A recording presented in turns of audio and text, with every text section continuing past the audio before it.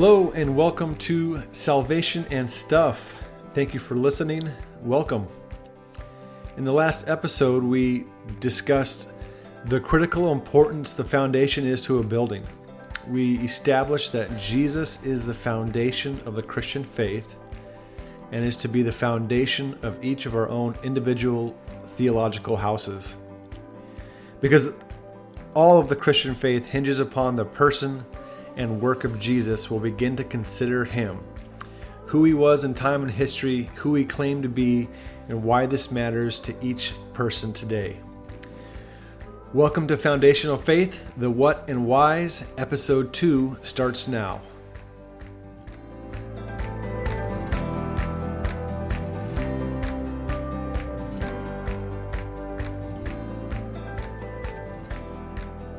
So a few years ago, Jim Carrey, the actor, came out with a documentary called I Needed Color. He said he was in New York and he was looking around and it was a sad winter morning and it was dark and he just thought, man, I really need some color. So he started painting with really bright and bold colors. And paintings were all over the house. And he was eating dinner on paintings, and he couldn't have room to walk in his house. He was painting so much. Some of the paintings are really cool. Some of them are a little abstract, a little too much for my taste, but some of them are really good. One of them is a picture of Jesus's face. And it's maybe, 5 feet by 4 feet, pretty big. And it's a picture of Jesus's face. Again, really bold and bright colors. And this is what Jim Carrey says about the painting. Here, I'll just play it in his own words. The energy that surrounds Jesus is electric. I don't know if Jesus is real. I don't know if he lived. I don't know what he means. But the paintings of Jesus are really my desire to convey Christ consciousness. I wanted you to have the feeling when you looked in his eyes that he was accepting of who you are. I wanted him to be able to stare at you and heal you from the painting. You can find every race in the face of Jesus.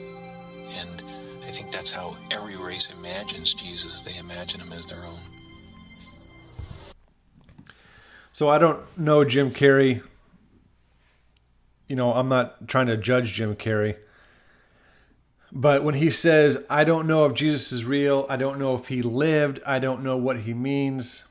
More specifically, the part where he says, I don't know if he lived. So if I'm to judge Jim Carrey based on this sentence alone, because I don't know the guy, I'm not up to speed on his life, then to be honest, I really am concerned. Why? Well, because... And I don't know, I don't want to have this be a time of ripping on Jim Carrey, but that's just a stupid thing to say. It'd be equivalent of me saying, I don't know if Julius Caesar, actually lived, or I don't know if John Adams or, anybody, any other well-established figure in history. I don't know if they lived. I don't know what they are. I just don't know. That kind of be a stupid thing to say, because when I say that, I don't know if Julius Caesar actually lived, then I would be kind of denying all the evidence throughout history that points to the fact that Julius Caesar actually lived. And so when someone says, I don't know if Jesus actually lived, it's not just a kind of a agnostic thing to say, but it's kind of more of a self-imposed ignorant thing to say. So I'm hoping he corrected it. I don't. Maybe he didn't mean that, but that's what the quote says. I don't know if he lived. Now, Jim Carrey is from Canada, so maybe that might explain something, but even then, we don't want to hold that against him. So what's wrong with saying, I don't know if Jesus actually lived? Well, because when we say that, and that's okay to honestly ask that question because the evidence is out there, and we're going to look into it today, just establishing the fact that Jesus actually lived. But the problem with just kind of saying willy-nilly, yeah, I don't know if Jesus existed. I don't know if he lived. The problem with that is it kind of makes Jesus comparable to like a Bigfoot or a mermaid or Santa Claus.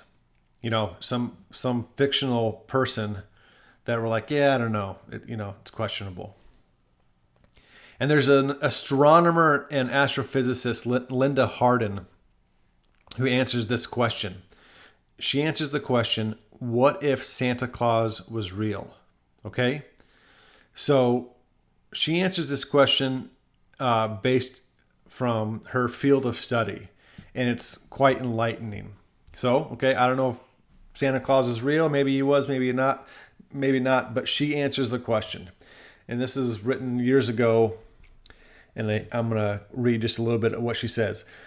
So she says, the payload on the sleigh adds another interesting element. Assuming that each child gets nothing more than a medium-sized Lego set, which is 2 pounds, the sleigh is carrying 321,000 tons, not counting Santa, who is invariably described as overweight. On land, conventional reindeer can pull no more than 300 pounds. Even granting that, flying reindeer could pull 10 times the normal amount. We cannot do the job with 8 or with even 9. We would need 214,000 reindeer. This increases the payload, not even counting the weight of the sleigh, to 353,000 tons. Again, for comparison, this is 4 times the weight of the Queen Elizabeth. 353,000 tons traveling at 650 miles per second creates enormous air resistance. Okay, this is where it gets really good now. So we have Santa cruising with 214,000 reindeer going 650 miles per second. And this is what happens. She continues, this will heat up the reindeer in the same fashion as spacecrafts re-entering the Earth's atmosphere. The lead pair of reindeer will absorb 14.3 quintillion joules of energy per second each. In short, they will burst into flame almost instantaneously, exposing their reindeer behind them and create deafening sonic booms in their wake. The entire reindeer team will be vaporized within 4.26 thousandths of a second. Santa, meanwhile, will be subjected to centrifugal forces 17,000 times greater than gravity. A 250-pound Santa, which seems ludicrously slim, would be pinned to the back of a sleigh by 4,315,015 pounds of force. End quote. So, wow. Yeah. In short, the reindeer just got wrecked. And Santa did as well. So Linda Hardin concludes, she says, if Santa ever did deliver presents on Christmas Eve, he's dead now. It seems reasonable to me, even if he existed, he would either burn at once or just be a fat liar who lives comfortably in a North Pole hideout surrounded by little eunuchs with pointy ears. Yeah, Linda Hardin just broke off every child's dreams that Santa Claus is real. And she did it in a violent way. But in an honest way, And she says, hey, she says, here's the conclusions. If Santa did live, he's dead now. He's a piece of ash floating around in space. Or he's a little fat liar who lives in the North Pole. And you can, decide on that. But essentially what Linda did was give a reasonable and rational answer as to why Santa Claus does not exist. And as Christians, we need to give a reasonable and rational answer for why Jesus did exist. And that's real easy because no one really questions whether Jesus actually existed. We need to give a rational and thoughtful answer as to why Jesus existed. And so when we do that, that's called apologetics. And apologetics might sound like a fancy word, but it's really not. It just means to give an answer. So some examples in the New Testament The word apologetics is used about 17 times in the New Testament, and it simply means to give an answer. It doesn't mean to apologize for anything. It just means to give an answer. So Paul, in the book of Philippians, he wrote, this is when he was in prison, "Just as it is right for me to think this of you all, because I have you in my heart, inasmuch as both in my chains and in the defense," and that word defense is apologia, "and confirmation of the gospel, you are all partakers with me of grace." So Paul says, I'm defending the gospel, I'm apologia, I'm giving an answer for the defense of the gospel and the confirmation of the gospel. That's where one instance where the word apologetics or apologia is given. Another one is 1 Peter 3:15, which says believers. Well, Peter's saying believers, we need to have an answer. We need to be ready to give an answer. We need to make a defense to everyone who asks us to give an account for the hope that is within us. So as believers, we have this tremendous hope that this life isn't all there is, that Jesus resurrected, and because he resurrected, he claimed to be God. He claimed to be able to forgive sins, and that if we believe in him, we too will resurrect from the dead and have everlasting life, eternal life. That's an amazing hope. It's a crazy hope, but it's a true hope that we need to be able to give rational answers for. Okay, how do you believe something? Explain it to me. And so Peter says in chapter 3, verse 15, believers, we always need to be ready to make a defense to everyone who asks us to give an account for the hope that is within us. That the word defense is apologia, to give an answer. And so now we want to give an apologia. We want to give an answer as to how we know Jesus actually existed as a person.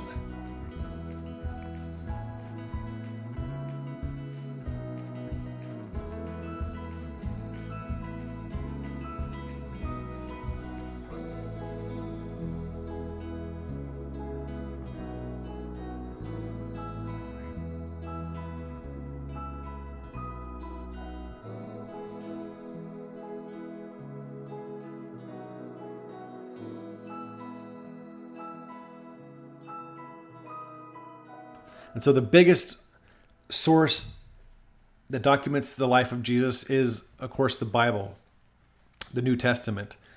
And that's written by about 10 different authors from, anywhere from 40 AD to 100 AD. But we're not going to concentrate on the Bible now. We're going to do that later. Right now, we'll just concentrate on ancient, non-Christian sources that affirm the life of Jesus.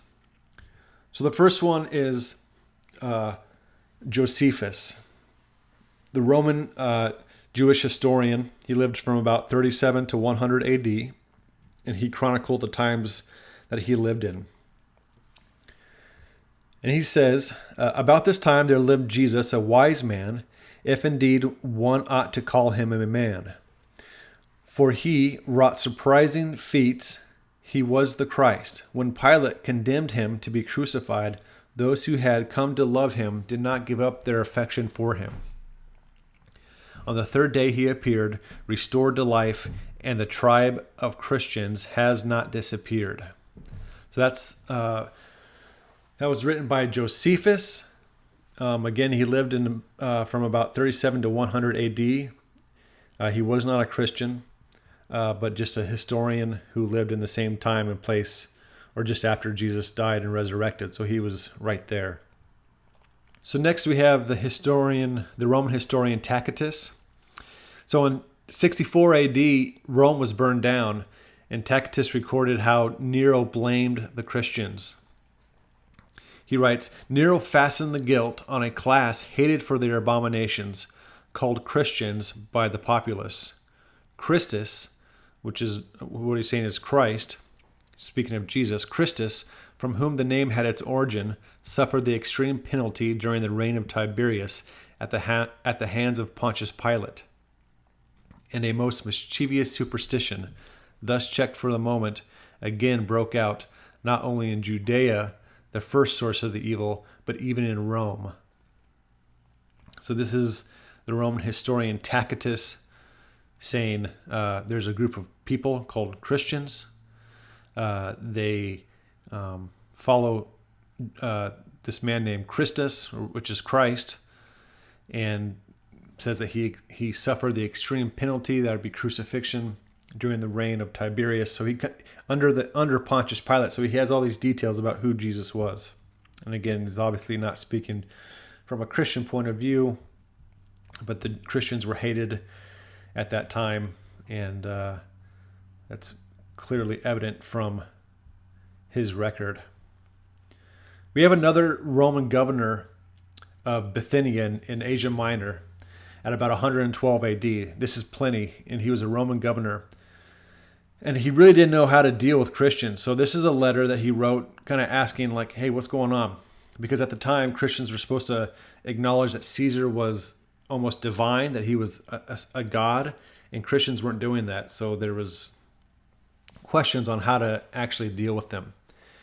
But he writes, quote, Christians were in the habit of meeting on a certain day before it was light, when they sang in alternate verses a hymn to Christ as to God, and bound themselves by a solemn oath not to do any wicked deeds, but never to commit any fraud, theft, or adultery, never to falsify their word or deny a trust when they should be called upon to deliver it.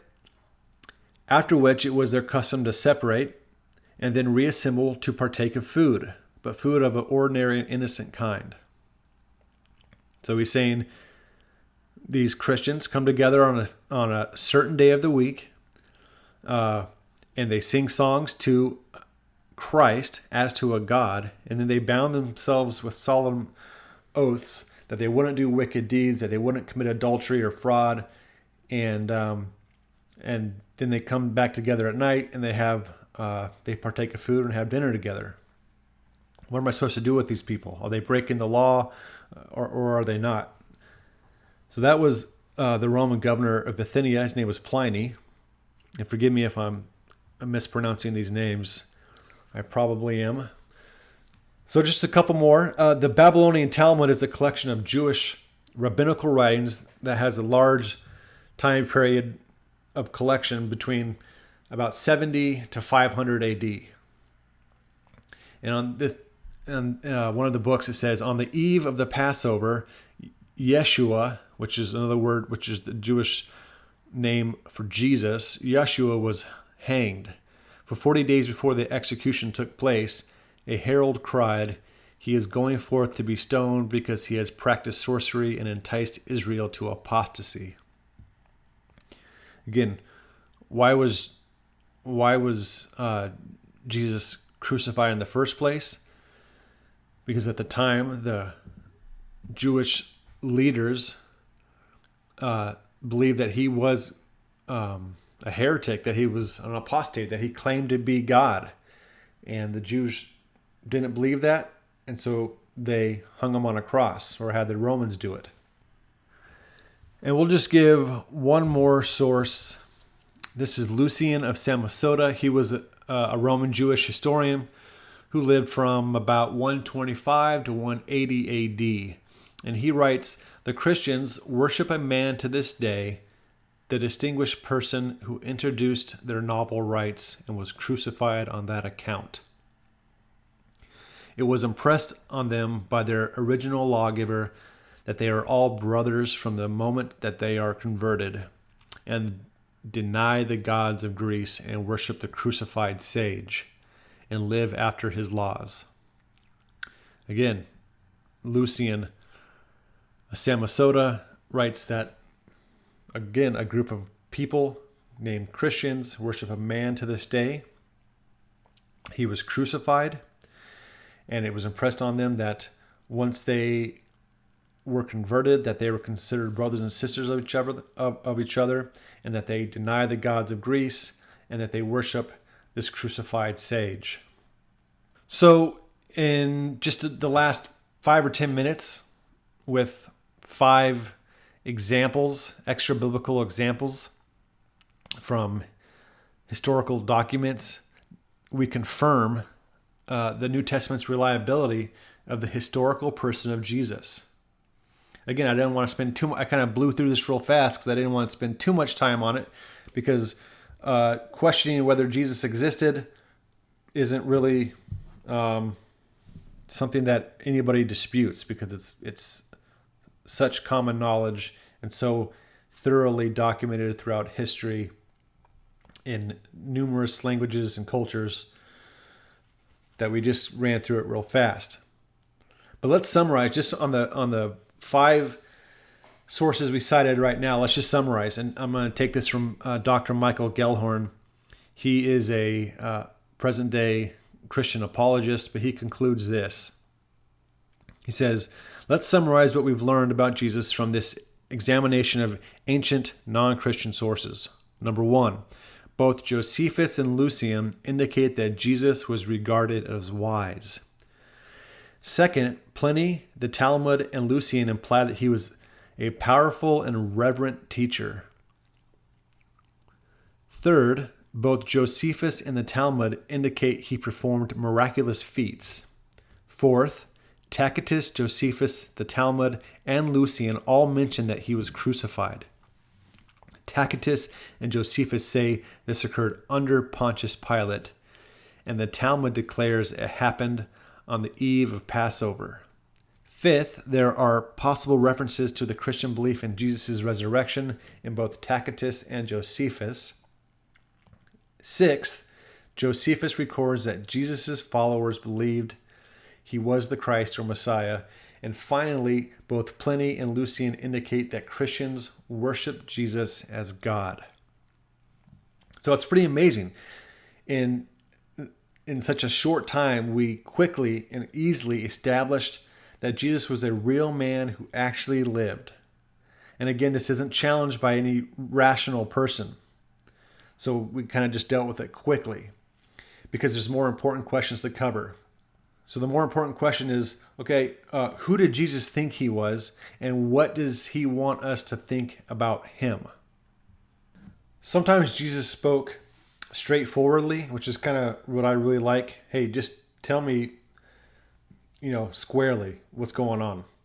Sometimes Jesus spoke cryptically, sometimes metaphorically, but he always spoke truthfully. And we need to remember that, because some things that Jesus says are hard to understand, and some of them are not. But look at this example from the book of John, chapter 10. Jesus said to them again, most assuredly I say to you, I am the door of the sheep. All who ever came before me are thieves and robbers, but the sheep did not hear them. I am the door. If anyone enters by me, he will be saved and will go in and out and find pasture. The thief does not come except to steal and to kill and to destroy. I have come that they may have life and that they may have it more abundantly. I am the good shepherd. The good shepherd gives his life for the sheep. But a hireling, he who is not the shepherd or who does not own the sheep, sees the wolf coming and leaves the sheep and flees. The wolf catches the sheep and scatters them. So right there we have Jesus saying 2 things. 1, I am the door, and all the sheep have to come through me. And then he says, I am the good shepherd, and I give my life to protect the sheep. And other people don't do that, other leaders don't do that, but I actually am the good shepherd, and I lay my life down for the sheep. And he ends it by saying, no one takes it from me, my life from me, but I lay it down for myself. I have power to lay it down, and I have power to take it up again. This command I have received from my Father. And then it says this, therefore there was division among the Jews because of these sayings, and many of them said, he has a demon and is mad. Why do you listen to him? So Jesus, again, has these bold claims. I'm the door of the sheep. If you come through me, you will be saved, and you will find pasture and rest and protection. And I am the good shepherd. I lay my life down for the sheep. And the Jews hear him, and there's division among them. Some believe him, and some don't. And those that don't say, no, he's crazy. He's like mad. Why do you guys even listen to him? There's more verses from the book of John. These are considered the I am verses. This is where Jesus bluntly says who he is. In John chapter 4, he's talking to a woman at the well, and they're talking about the coming Messiah. And she says, I know that Messiah, who is called Christ, is coming. When he comes, he will explain everything to us. And Jesus declared, I, the one speaking to you, I am he. Okay? So very clearly and straightforwardly, Jesus says, I am the Messiah. It's a great story from chapter 4 of John. In chapter 6, Jesus says, I am the bread of life. He who comes to me will never hunger, and he who believes in me will never thirst. John chapter 8, Jesus says, you are from below, but I am from above. You are of this world, and I am not of this world. Again, in chapter 8, we have one of the most bold declarations of who Jesus was. And he says, Jesus said to them, truly, truly, I say to you, before Abraham was born, I am. And for reference, in Exodus chapter 3, Moses wants to know the name of God. And God answered and said, tell them I am sent you. I am. So the title I am was a direct reference to the name of God from Exodus chapter 3. And in John chapter 8, Jesus says, truly, truly, I say to you, before Abraham was born, I am. He makes a clear reference that he himself was and is the I am. And people lost their mind after he said that because it was considered blasphemous. In John chapter 9, he says, while I am in the world, I am the light of the world. John 11, Jesus said to her, I am the resurrection and the life. He who believes in me will live even if he dies. John 13:13, you call me teacher and Lord, and you are right, for so I am. John chapter 14, verse 6, Jesus said to him, I am the way, the truth, and the life. No one comes to the Father but through me. John 15:1, Jesus said, I am the true vine, and my Father is the vine dresser. So in answering the question, who did Jesus think he was, the scriptures are quite clear, especially from the book of John, where Jesus clearly and boldly states who he was, that he was someone who could forgive sins, that he had power and authority over people's bodies, over demonic spirits, over nature by causing the wind and the waves to cease. He claimed to be, before Abraham existed, that he was the I am. He claimed not only to be the Son of God, but God himself. And that's exactly why he was crucified, because that sentiment, those sayings, those thoughts that he, those claims that he had were unbearable to the religious elite, to the Jewish community, because he was making himself out to be God. So the New Testament is very clear on who Jesus thought he was. But the question that is even more important than that is, who do we think Jesus was? Do we believe him to be true, or do we disbelieve him? In Mark chapter 8, there's a story where Jesus is walking with his disciples to the villages of Caesarea Philippi. And he was questioning his disciples as they're walking. He's saying, who do people say that I am? And so his disciples tell him, well, some people think you're kind of like John the Baptist resurrected. Others say Elijah, a prophet. And some other people say like you're just kind of one of many prophets. And he, Jesus, continued by questioning them. And he said, but who do you say that I am? That's the question that Jesus is asking you today. That's the question that Jesus is asking me today. Whether you have never really thought of that question or whether you have thought of that question for years, he's always asking us, who do you say that I am?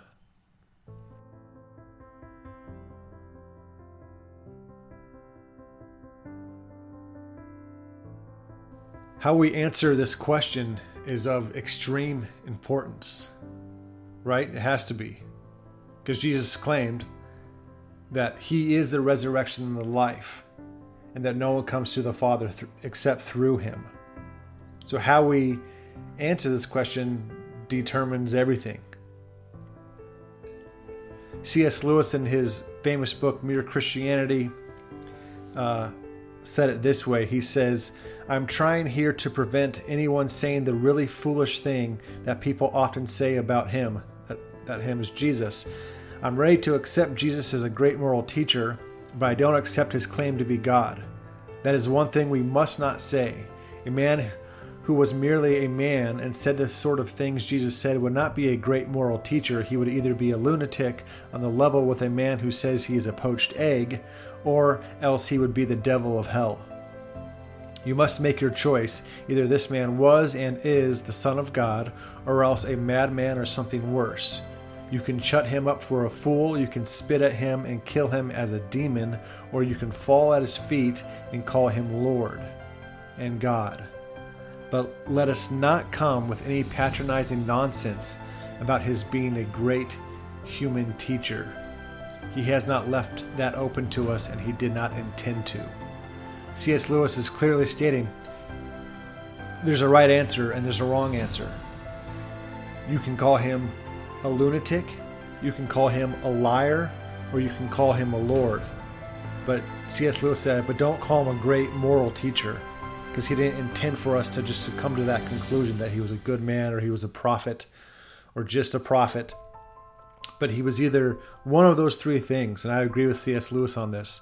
He was either a lunatic, he was a liar, or the Lord that he claimed to be.